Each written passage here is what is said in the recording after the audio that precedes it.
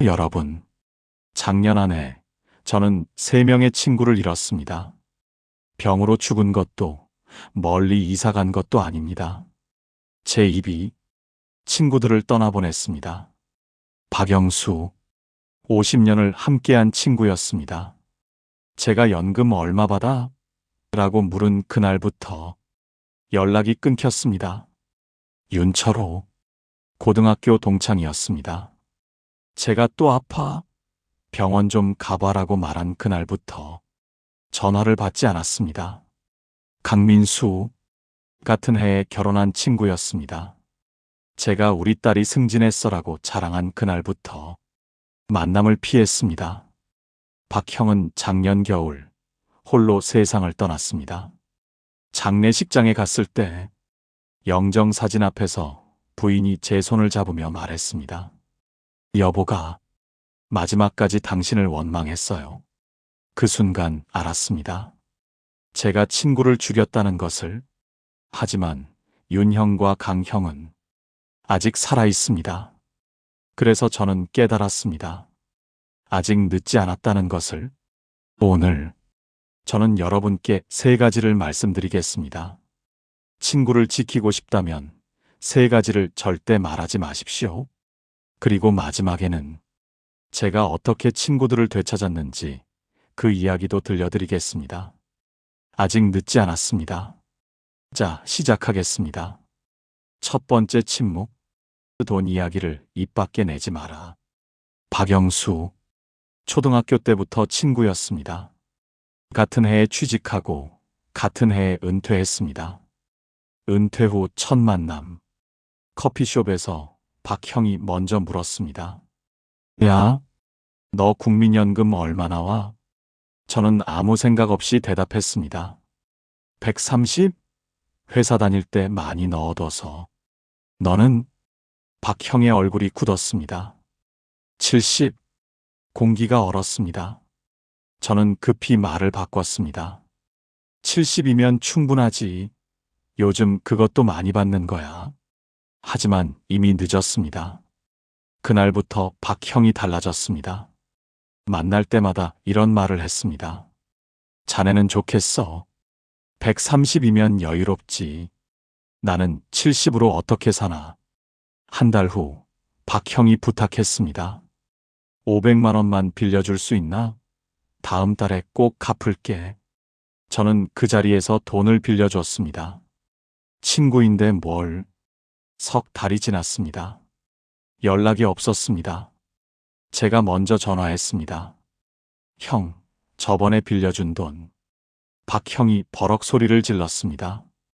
자네는 130씩 받으면서 그게 급해? 조금만 기다려. 이것도 못 기다려줘? 그날 50년 우정이 무너졌습니다. 작년 겨울, 박형이 심근경색으로 쓰러졌습니다. 홀로 살던 원룸에서 3일 후에 발견됐습니다. 장례식장에서 부인이 말했습니다. 여보가 마지막 3년을 너무 외로워했어요. 나는 가난한 사람이야. 누가 나를 만나주겠어 하면서. 제 가슴이 찢어졌습니다. 박형은 가난하지 않았습니다. 연금 70만 원, 전세집, 혼자 먹고 사는 데는 충분했습니다. 하지만 제 입이 박형을 가난한 사람으로 만들었습니다. 연금 얼마야? 이 질문 하나가 친구를 죽였습니다. 여러분, 친구에게 절대 묻지 마십시오. 연금 얼마 나와? 집값 얼마 올랐어?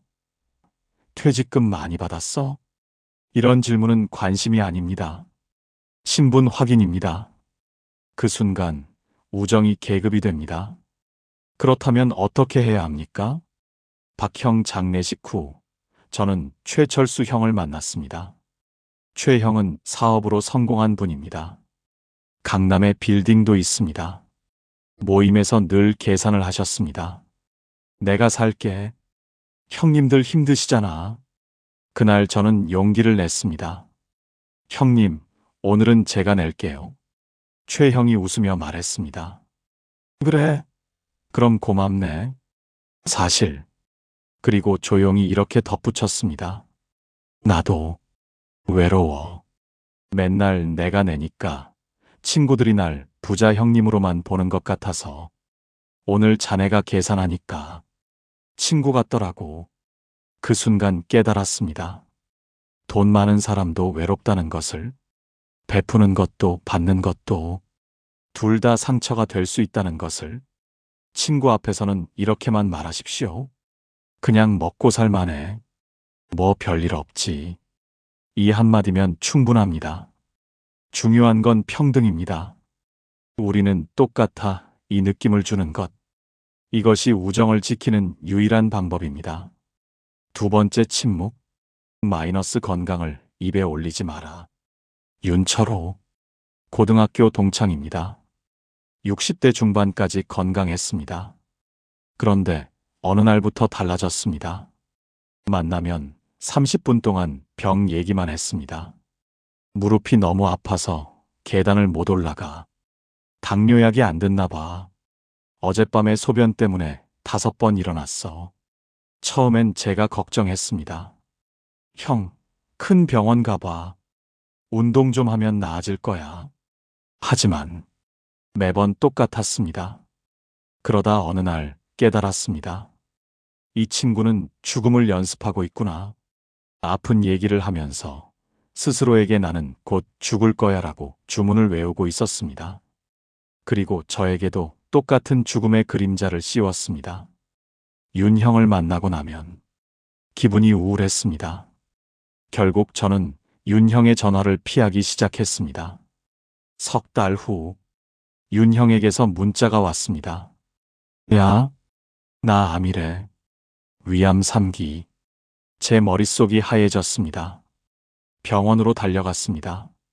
윤형은 병상에 누워 이렇게 말했습니다. 그것 봐. 내가 맨날 아프다고 했잖아. 하지만 그 눈빛에는 외로움이 가득했습니다. 제가 손을 잡으며 말했습니다. 형, 미안해. 내가 형 얘기를 제대로 안 들어줘서. 윤형이 고개를 저었습니다. 아니야. 나도 알아. 맨날 병 얘기만 해서 너도 듣기 싫었을 거야. 그리고 이렇게 말했습니다.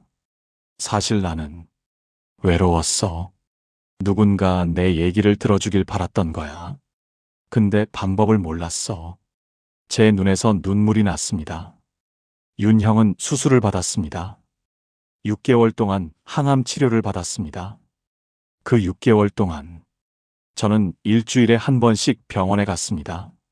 하지만 이번엔 달랐습니다. 윤형이 오늘은 좀 힘들어라고 하면 저는 곧 나아질 거야. 우리 나이에 이 정도는 이겨낼 수 있어라고 말했습니다. 윤형이 내가 너무 약해진 것 같아라고 하면 저는 아니야. 형은 강해. 여기까지 온 것만 봐도 알잖아라고 말했습니다. 지난달 윤형이 퇴원했습니다. 완치 판정을 받았습니다. 병원 앞 벤치에 앉아서 윤형이 말했습니다. 야, 내가 이겨낼 수 있었던 건 내가 포기하지 말라고 해줘서야. 저는 고개를 저었습니다. 아니야, 형. 형이 강해서야. 윤형이 웃었습니다. 암 걸리기 전에는 난 맨날 죽는 소리만 했잖아. 근데 진짜 죽을 뻔하니까 살고 싶더라고. 그때 내가 옆에 있어줘서 고마워. 여러분, 깨달았습니다. 건강 얘기는 도움 요청입니다. 나 아파는, 나 외로워, 나 두려워, 곁에 있어줘. 이런 뜻입니다. 그렇다면 어떻게 해야 합니까? 친구가 나 요즘 무릎이 아파라고 하면 큰 병원 가봐. 이건 귀찮다는 뜻. 나도 그래같이 우울해지자는 뜻. 그래도 우리 나이에 그 정도면 괜찮아. 곧 나아질 거야. 가볍게 넘겨주되 희망을 주는 것. 이것이 진짜 배려입니다. 그리고 절대로 이런 말은 하지 마십시오. 나는 건강해. 매일 운동해. 이 말은 나는 너보다 오래 살 거야 라는 뜻입니다. 친구 앞에서는 그냥 이렇게 말하십시오. 나도 여기저기 아파. 나이가 나이인데 뭐. 친구와 같은 처지인 척 해주는 것. 이것이 우정입니다. 세 번째 침묵. 마이너스 자식 얘기를 절대 꺼내지 마라. 강민수 같은 해에 결혼했습니다. 자식도 비슷한 나이에 낳았습니다. 제 딸은 운이 좋았습니다. 좋은 대학, 대기업 취직, 좋은 결혼. 저는 자연스럽게 자랑했습니다. 우리 딸이 승진했어. 사위가 분당에 집 샀대. 손주가 벌써 걸어다녀. 친구들은 축하해 줬습니다. 하지만 강 형만은 점점 말이 없어졌습니다. 나중에 알았습니다. 강 형의 큰아들 사업 실패, 빚 5억. 강 형 부부 집 팔아서 빚 갚음. 이제 전세집. 둘째 아들 이혼. 아이 둘 데리고 강 형 집으로. 60대 후반 나이에 강 형은 손주 둘을 키우며 작은 전세집에서 살고 있었습니다. 이 사실을 알고도 저는 멈추지 못했습니다. 우리 사위가 차를 바꿨어. 손주 영어 유치원 보냈는데 잘 따라가더라고. 강 형은 웃었습니다. 하지만 그 웃음 뒤의 눈물을 저는 보지 못했습니다. 어느 날 강 형 부인한테서 전화가 왔습니다. 선생님, 우리 여보 좀 안 만나주시면 안 될까요? 여보가요. 선생님 만나고 오면 이틀은 말을 안 해요. 어제는 혼자 울더라고요. 나는 자식 복이 없나 봐 하면서 전화를 끊고 저는 한참을 앉아 있었습니다. 제가 강 형을 죽이고 있었습니다. 제 딸 자랑 한마디 한마디가 강 형 가슴에 못을 박고 있었습니다. 너는 실패한 아버지야. 이렇게 말하고 있었던 겁니다. 그날부터 1년. 저는 강 형에게 연락하지 않았습니다. 무슨 얼굴로 만나야 할지 몰랐습니다. 하지만 박 형이 죽고 나서 저는 깨달았습니다. 더 늦기 전에 강 형을 만나야 한다고. 작년 가을, 거리에서 강 형을 우연히 마주쳤습니다. 강 형이 먼저 고개를 돌렸습니다. 저는 그냥 지나칠까 생각했습니다. 내가 무슨 얼굴로.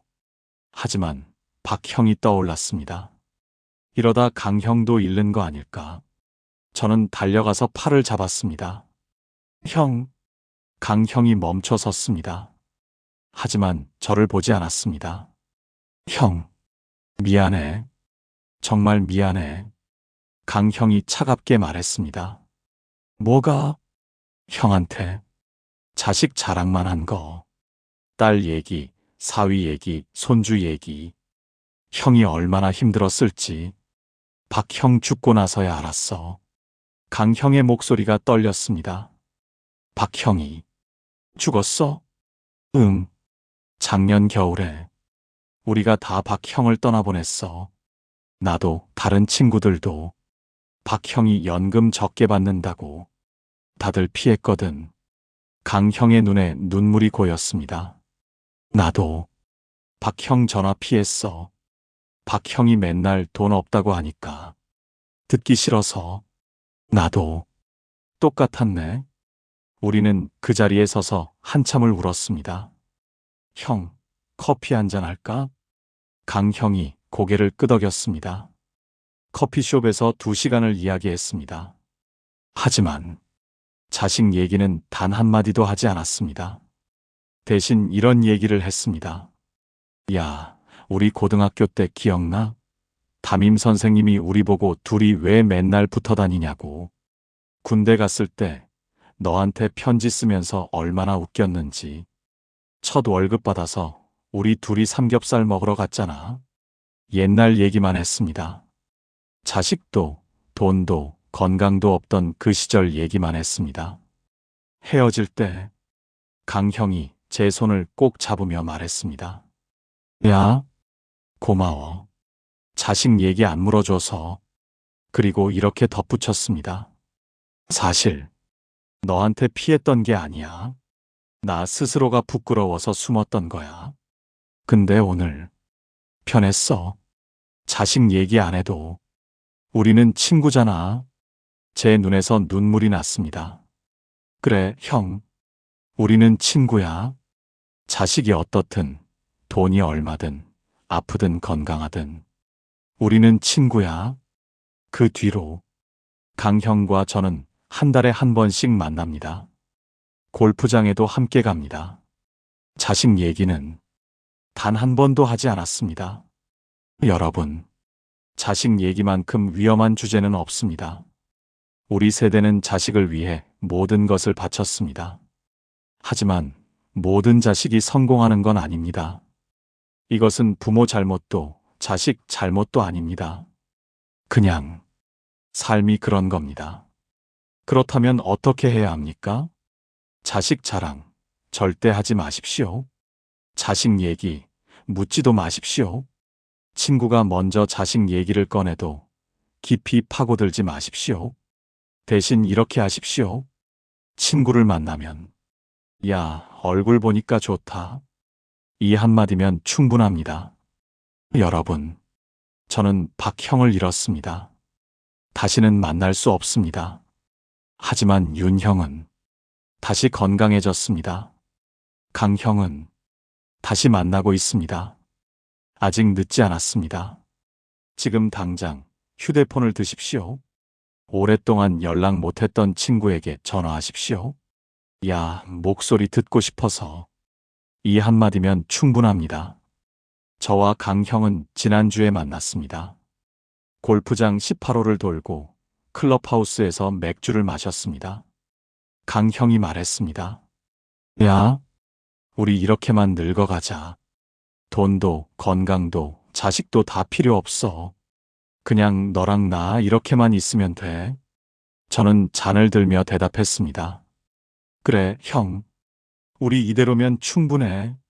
여러분, 친구와 함께 늙어간다는 것. 그것이 인생 최고의 축복입니다. 오늘도 이 시간 함께 해주셔서 고맙습니다.